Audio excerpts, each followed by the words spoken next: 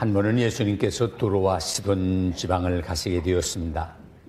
예수님이 가시는 곳에는 어디나 문자 그대로 인산인해를 이루었습니다. 잠시 쉬실 만한 시간의 여유도 갖기 어려운 그런 지경이었습니다. 그런데 가나안 여자 하나가 나타나서 소리를 지르기 시작합니다. 다윗의 자손이요, 다윗의 자손이요, 나를 불쌍히 여겨주세요. 내 딸이 흉악한 귀신이 들렸습니다. 이 여인은 간절한 요구를 지니고 있었습니다. 이 여인의 딸의 귀신이 시달리게 되는 것은 너무나 안타까워서 예수님을 찾아와 소리 지르면서 딸의 병을 고쳐달라고 애원했습니다. 마가복음 7장에 보아도 같은 기사가 있는데 이 여인이 헬라인이요 수로보니게 족속이라고 했습니다. 그런데 오늘 주신 말씀에서는 그저 인종적인 명칭으로 가나안 여인이라고만 했습니다. 유대인 이외의 족속들은 그저 막연하게 부른 것입니다. 수로보니게는 이 여인이 살고 있는 지방을 가리킨 것이고 또 이 말은 수리아 지방의 베니게 출신이라는 뜻이 있는 말입니다. 솔직하게 말하면 베니게 사람들은 유대 사람들에 대해서 아주 좋지 아니한 감정을 품고 있었습니다. 소위 클레멘트 소환이라는 곳에 보게 되면 이 여인의 이름이 밝혀져 있는데 주스타라고 하는 이름을 가지고 있었고 이 여인의 딸의 이름도 베어니스라고 하는 이름을 가지고 있었습니다. 역사가 조세푸스라고 하는 사람은 이 딸의 이름이 베니게였다고 말하기도 합니다. 어쨌든 이 여인의 딸이 귀신이 들려서 아주 어려운 상태에 놓여 있었던 것만은 사실입니다. 그래서 이 여인은 능력 많으신 예수님을 무엇이든지 하실 수 있는 분이라는 사실을 믿고 있었기 때문에 주님 앞에 나와서 간구하게 된 것입니다. 주 다윗의 자손이요, 나를 불쌍히 여겨주세요. 내 딸이 지금 흉악한 귀신이 들렸습니다. 여기 다윗의 자손이란 말은 메시아란 호칭입니다. 마태복음 9장에 보아도 앞을 내다볼 수 없는 두 맹인이 예수님을 따라오며 소리 지르는 장면이 나옵니다. 다윗의 자손이요, 다윗의 자손이요, 우리를 불쌍히 여겨주세요 했습니다. 같은 책 마태복음 12장에 보면 예수님께서 귀신 들려서 눈 멀고 벙어리 된 자를 데리고 왔을 때에 그를 불쌍히 여겨서 고쳐주었는데 이것을 본 모든 사람들이 하는 말이 이는 다윗의 자손이 아니냐 라고 말했습니다. 그러니까 다윗의 자손이라고 하는 말은 메시아라는 말과 같은 의미를 가지고 있는 것입니다. 그래서 성경학자들은 이 여인이 벌써 이방 종교에서부터 유대교로 개종되었던 게 아닌가라고 말하기도 합니다. 왜냐하면 이방 사람들은 다윗의 자손이 메시아라는 사실을 모를 것인데 이 여인이 벌써 알고 있었다고 하는 것은 예수님이 다윗의 자손이라고 불렀기 때문입니다. 그러나 그보다 메시아에 대한 소문이 여기까지 이미 퍼져 있었기 때문에 전파돼서 예수님에 대한 인식이 일반화돼서 이 여인이 그렇게 말한 것이라고 보는 것도 타당한 이론 중에 하나입니다.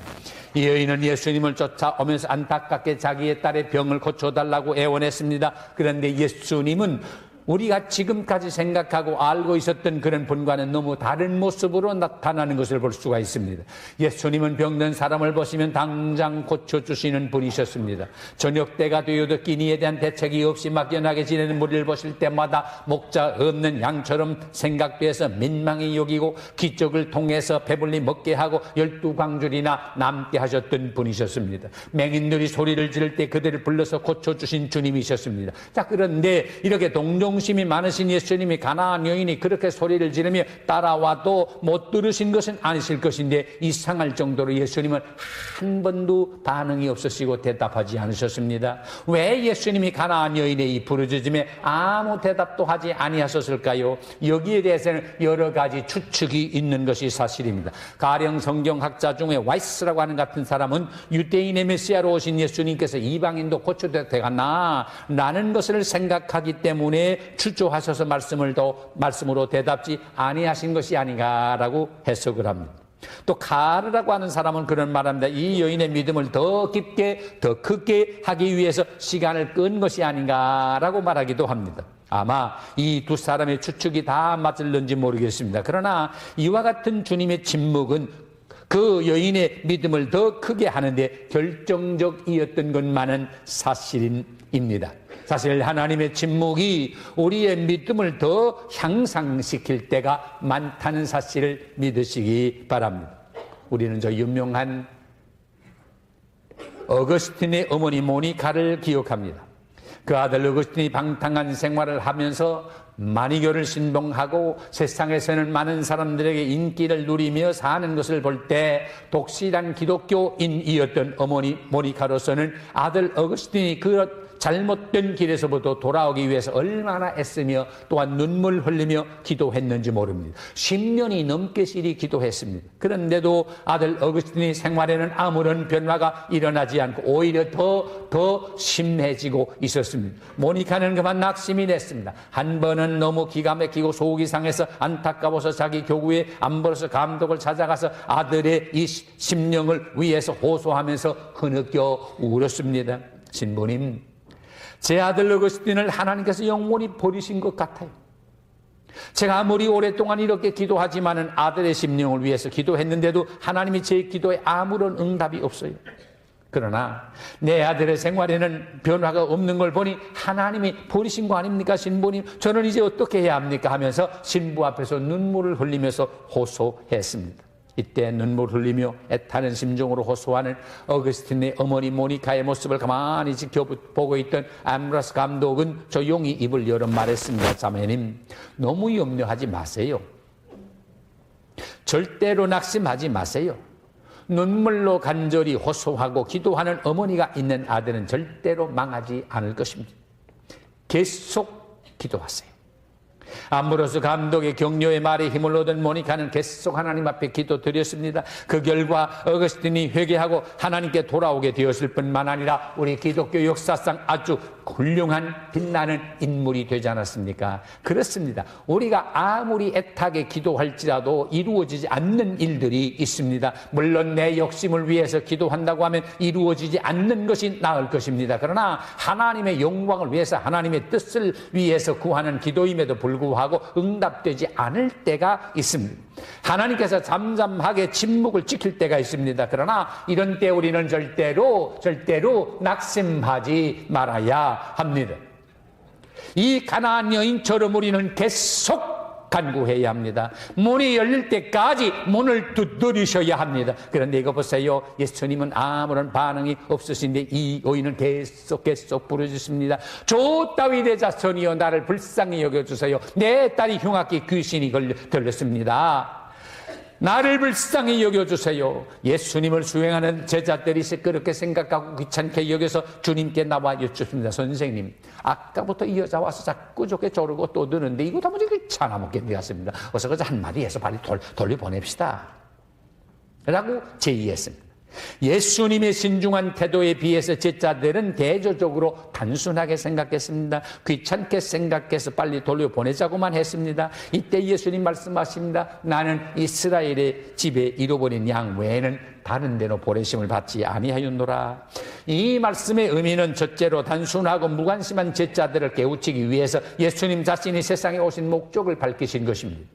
이스라엘은 하나님의 양입니다. 그리고 메시아는 이스라엘의 목자입니다. 요한복음 10장에 보아도 나는 선한 목자라. 선한 목자는 양들을 위하여 목숨을 버린다 라고 말씀했습니다. 이 말씀을 들을 때 예수님이 세상에 오신 목적이 유대인에게 국한이 되고 이방인을 여저 완전히 도외시한 듯한 느낌이 드는 것이 사실입니다. 그런데 요한복음 같은 장 10장 16절에 보면 다른 면도 없지 아니합니다. 또 이 우리에 들지 아니한 다른 양들이 내게 있어 내가 저들을 인도하여야 할 터이니 저희도 내 음성을 듣고 한 무리가 되어 한 목자에게 있으리라 하는 주님의 말씀도 있습니다. 어쨌든 우리는 주님의 말씀에서 이스라엘을 대하는 열렬한 사랑을 엿볼 수가 있습니다. 다윗의 자손으로 오신 메시아는 먼저 이스라엘을 구원하시기 위해서 오셨지만은 이스라엘의 종래 배척함으로 말미암아 복음이 이방인들에게 미치게 된 것입니다. 그래서 사도 바울이 로마에 편지하면서 로마서 2장에 말씀한 대로 보면 첫째는 유대인에게요, 그 다음은 이방인이라고 그 공도가 확립된 것을 볼 수가 있습니다. 이 경위를 변증하는데 오늘 주신 말씀의 목적이 있다고 생각합니다. 이스라엘의 집에 잃어버린 양 외에는 다른 데로 내가 보내심을 받지 아니하였노라. 이 말씀을 들을 때 보통 사람 같으면 낙심하게 되고 물러설 수 있는 말입니다. 그렇지, 난 유대인이 아니니까 저분하고는 상관없지. 내가 공연히 시간만 낭비했지. 하면서 돌아갈 수 있는 말 아닙니까? 그런데 이 여인은 그렇게 하지를 않았습니다. 처음에는 멀리서 소리 질렀지만 이제는 더 가까이 나와서 절하면서 애원했습니다. 제자들의 냉대도 이 여인을 물러서게 하지를 못했습니다. 예수님의 무관심해 보이는 태도도 이 여인의 열심을 꺾지 못했습니다. 그렇습니다. 기도에는 꼭 필요한 것이 열심입니다. 간절히 기도해야 합니다. 그러므로 우리는 주님께 이렇게 뜨겁게 간절히 기도하시기 바랍니다. 전에 한나라고 하는 여인이 있었거든요. 어린애가 없어서 하나님의 성막에 가서 기도를 했습니다. 나에게 어린애 하나를 주세요. 한나는 너무 마음이 괴로워서 통곡을 하면서 하나님께 소리를 내면서 간절히 기도를 드렸습니다. 만군의 여호와여, 만일 주의 여종의 고통을 돌아보시고 나를 생각하시고 주의 여종을 잊지 아니해서 아들을 주신다고 할 것이면 내가 그의 평생 여호와께 드릴 뿐만 아니라 삭도를 그 머리에 대지 아니하게 키우겠습니다.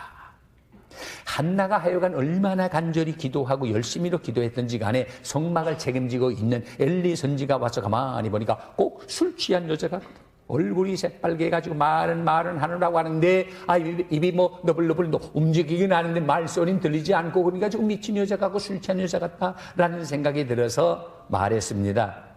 내가 언제까지나 이렇게 취하여 있겠느냐. 어서 포도주를 끊어라. 그때 한나가 대답한 말 여러분 기억합니까? 네 주여 그렇지 아니합니다.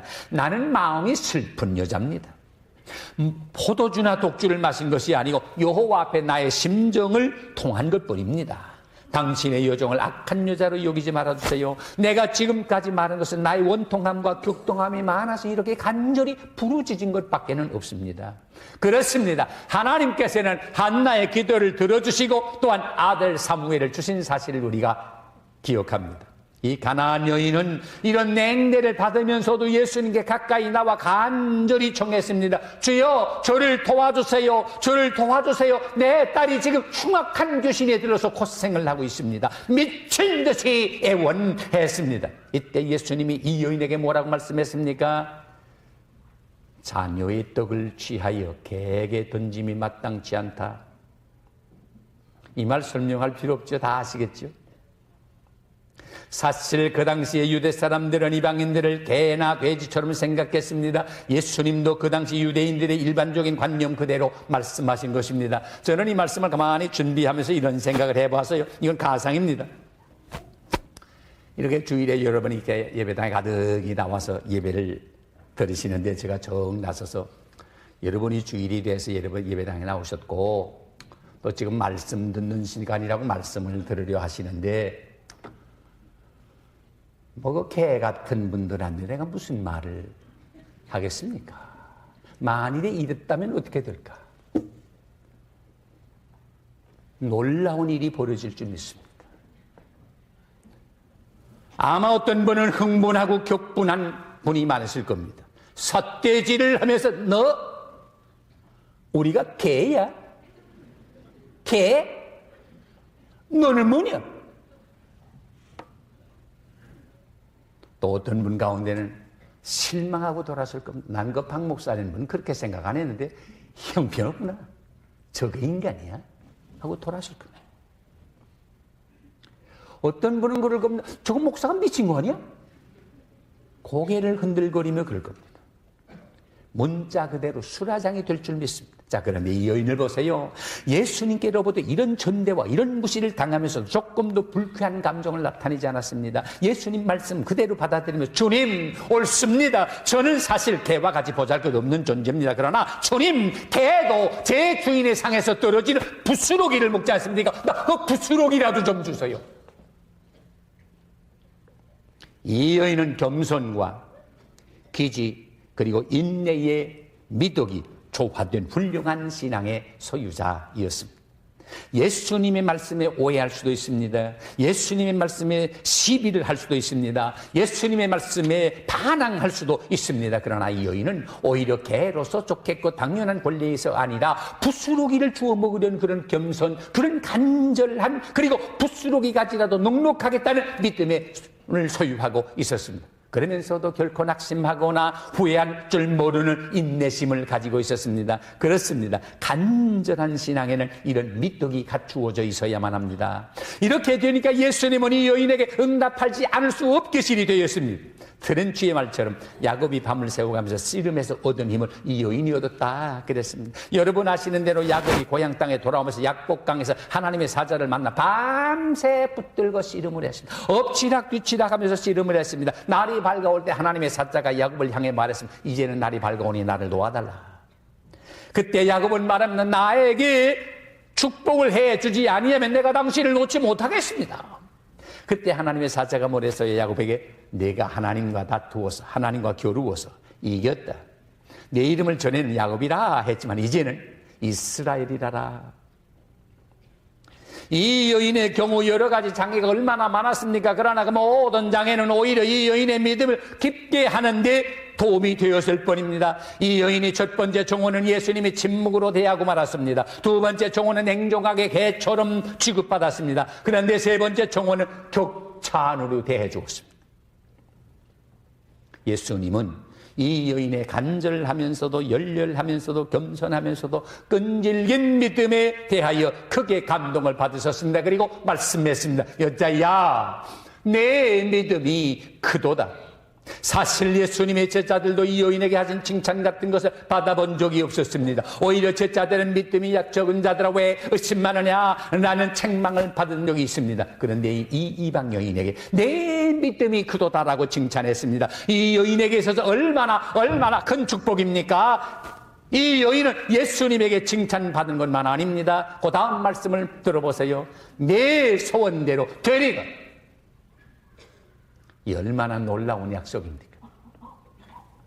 이 여인의 딸은 무서운 귀신에 들려서 말로 다 할 수 없는 고통을 당하고 있었습니다. 그 누구도 이 무서운 귀신을 내쫓을 수가 없었습니다. 그러나 주님은 귀신을 내쫓을 수 있는 능력이 있었습니다. 그렇기 때문에 우리가 주님을 온전히 의지하게만 되면 주님께서 우리의 믿음을 보시고 우리의 소원을 들어주신다는 사실을 믿으시기 바랍니다. 내 믿음이 크도다 내 소원대로 될지어다. 그렇습니다. 믿음과 축복은 정비례합니다.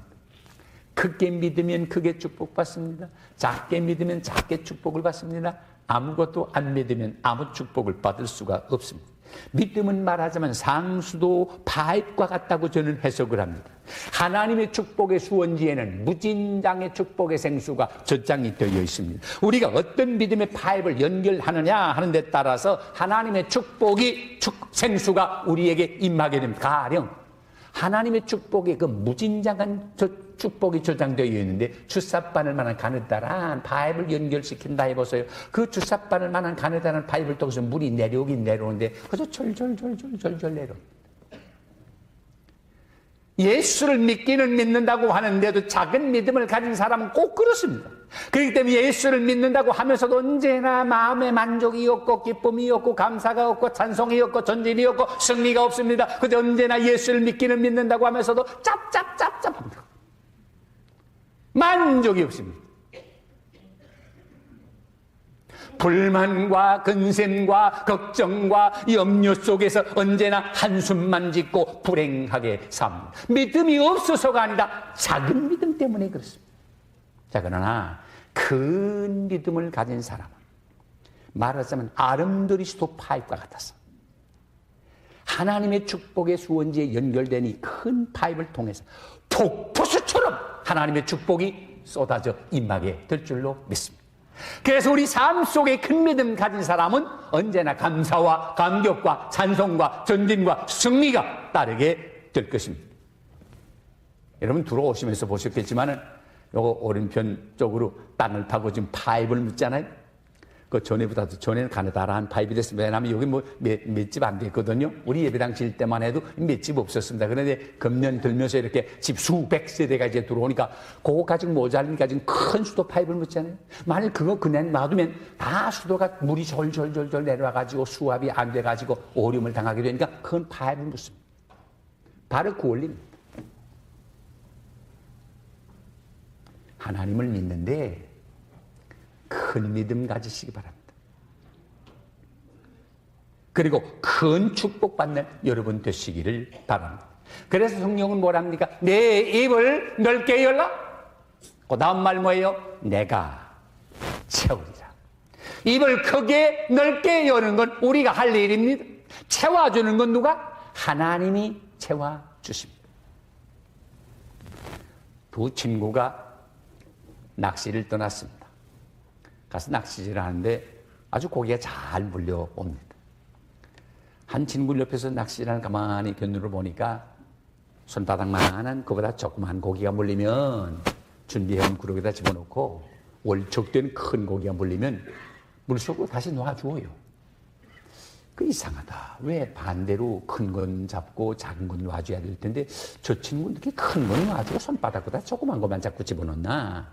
근데 또 낚시질 할 때는 옆에 사람하고 매일 말 안 하거든요. 그것도 궁금하지만 그냥 있다가 점심때가 돼서 준비해가지고 도시락을 나눠 먹으면서 궁금한 걸 이야기했습니다. 자네가 내가 가만 보니까 그 큰 고기 놔주고 조그만 것만 자꾸 잡아넣는데 무슨 이유가 있나 그랬더니 글쎄 말이야. 뭐 난 우리 집에 프라이팬이 또 뭔지 없고 손바닥만한 거밖에 없었어. 이 친구는 자기 집에 있는 프라이팬이 손바닥만한 것밖에 없기 때문에 고개 안에 드는 것만 잡았지 큰 거 잡으면 아주 놔주었습니다. 여러분 분명히 들으세요. 하나님은 우리에게 큰 축복을 주시기 원하는데 내 믿음의 그릇이 작아서 이 큰 축복을 포기하는 적 없습니까? 큰 믿음 가지시고 큰 그릇 가지시고 큰 축복받는 여러분 되시기를 바랍니다. 예수님이 베드로와 요한 그리고 야고보를 데리고 산에 올라가서 변화한 모습을 보여주신 다음에 산에서 내려오는데 큰 무리가 제자들과 둘러싸서 어떤 시비가 벌어진 것을 보았습니다. 무슨 일이냐라고 물었더니 어떤 사람이 얼른 나오면서 선생님, 벙어리 귀신 들린 내 아들을 데려왔다가 귀신이 들어서 언제든지 저를 잡게 되면 거꾸로 때리고 거품을 흘리며 이를 갈며 몸은 날로 폐리해 가고 있습니다. 내가 선생님의 제자들에게 좀 고쳐달라고 말씀을 드렸더니 자기가 고친다고 말은 해놨지만 오히려 고생만 더 시키고 아무런 진전이 없습니다. 선생님이 하실 수 있으면 혹시 하시면 아들 좀 고쳐주세요. 이때 예수님이 그 아이 아버지한테 말씀한 말씀을 여러분 기억합니까? 정색을 하시고 할 수 있거든이라는 말 무슨 말이요? 할 수 있거든이라는 말 무슨 말이요? 믿는 자에게는 능치 못한 것이 없느니라. 이 말씀을 듣는 순간 이 아이 아버지가 소리를 지르며 말했습니다. 내가 믿습니다. 내 믿음 없는 걸 도와주세요. 예수님은 그의 신앙을 확인하신 후에 아이의 병을 고쳐주셨다 하는 이 얘기입니다. 사랑하는 여러분, 오늘 우리 한 사람 한 사람에게 은혜를 베풀어 주어서 이미 믿음 주신 거 감사하지만은 큰 믿음을 주세요. 그래서 하나님께로부터 큰 축복받게 해주세요. 이 기도가 우리 한 사람 한 사람에게 다 이루어지시기를 주의 이름으로 축원합니다. 기도하십니다. 하나님 아버지 감사합니다. 우리에게 금보다 귀한 믿음 주신 것 감사합니다. 그런데 우리에게 작은 믿음 말고 큰 믿음을 허락해 주세요. 그래서 하나님의 큰 축복받아 이 험한 세상 승리하며 살게 하시고 성공하며 살게 하시고 찬송하며 살게 하시고 전진하며 살 수 있도록 은혜 베풀어 주시옵소서. 예수님의 이름으로 간절히 기도하옵나이다. 아멘.